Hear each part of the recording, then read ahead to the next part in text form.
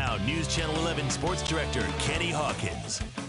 The high school football season continued tonight with playoffs in Northeast Tennessee and Southwest Virginia. In Maryville, the Science Hill Hilltoppers were hoping to do what no team from Northeast Tennessee has done in 39 straight games, and that is beat 17-time state champion Maryville. Science Hill meeting Maryville in a rematch from earlier this season. Rebels won 42-14. After blocking a punt on the Science Hill first possession, Maryville already in the red zone. Gage Ledoux takes the direct snap in. 7-0 Rebels firing up the band early. Second quarter, Tyler Moon finally breaks free, takes a handoff from Jashawn Swartz, gets to the edge, beats everyone to the goal line, 41 yards.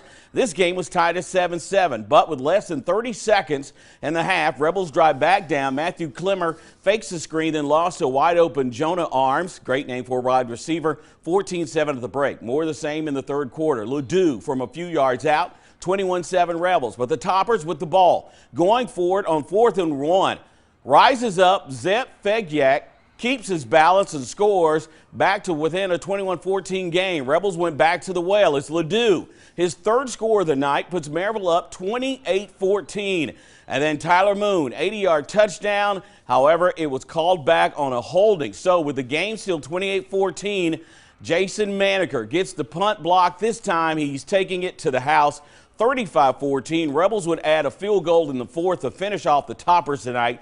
38-14. News Channel 11 Sports' Nick Dugan is there and wraps up this one. The Rebels and Toppers played a tightly contested 6A quarterfinal for the better part of 3 quarters, but a few plays swung the momentum Maryville's way to the tune of a 38-14 Rebels victory. We got the holding call on the touchdown when it was going 28-21. That flipped our momentum. A lot of things like that went against us. They ran the ball down our throat, the second half. 7, Ledoux ran physical the whole time. It was a good game plan, and he just kind of leaned on us a little bit. But, our kids are at fault. Our kids kept fighting, needed some breaks, didn't get any breaks. So you have to have breaks to beat a team like this. They're warriors. I love these kids. I thought they did a great job, a great season. Can't be more proud of them. For Maryville, it's off to Murfreesboro for the 6A semifinal next week. Will the Science Hill Hilltoppers finish the season with a record of 8-5. Reporting from Maryville, Nick Dugan, News Channel 11 Sports.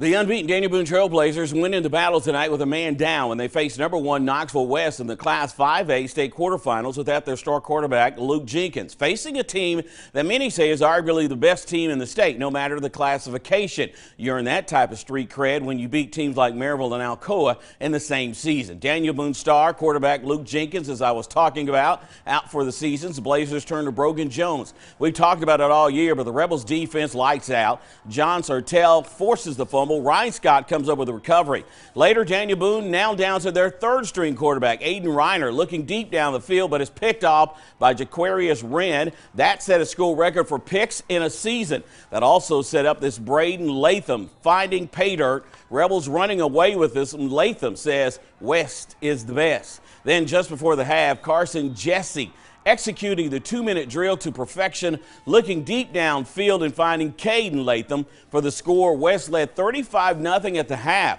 Second half, more of the same. Braden Latham breaks free for the long touchdown run, running the clock out in the second half. In this one, the Rebels are on to the state semifinals. They went on to win easily over Daniel Boone tonight, 49-7.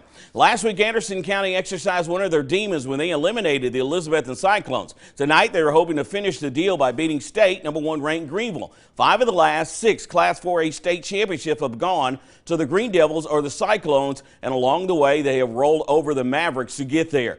Green Devils meet the Anderson County Mavericks semifinal, or should I say quarterfinal. Mavericks Walker Martinez, this kid's got a good arm, passes to Eli Braden before being brought down by the Devils. This sets up Walker, another pass of Bryson Val. Can I buy a Val for a touchdown? It was 20-7. The Devils, Brady Quillen attempting to get his team back in it. He throws it over the top. It's going to be picked off by Tate Russell downfield. And then Bryson Val then tries to run the ball. Feel like I'm in jeopardy. Was brought down by the Devils, fumbles. Then it is recovered by the Devils' Carson Quillen. Third quarter, the Mavericks' Walker Martinez goes long, passes to Eli Braden for the touchdown. And just like that, Anderson County was up 30-7, and they would go on to win, ending Greenville's season. I thought we did, as the game went on, we played a little more man coverage, and we were able to make some more plays. After that first quarter, I thought we played a lot better defensively. They made a couple plays there at the end when we had to sub some guys out, but didn't go our way for sure. That's all I can ask for a high school coach. If they can give you all they got, that's what it's all about at the end of the day. You ask them to play hard for you. What a great season. Didn't in our way, but 12-1. It's a great season. In the Southwest Virginia playoffs tonight, Patrick Henry hosting Holston and Emory and Henry. The Cavs had problems hanging on to the football. This fumble is recovered by the Rebels' Landon Steele. He's Johnny on the spot for this one. Several plays later, the Rebels put it into the hands of Jaquan McPhail.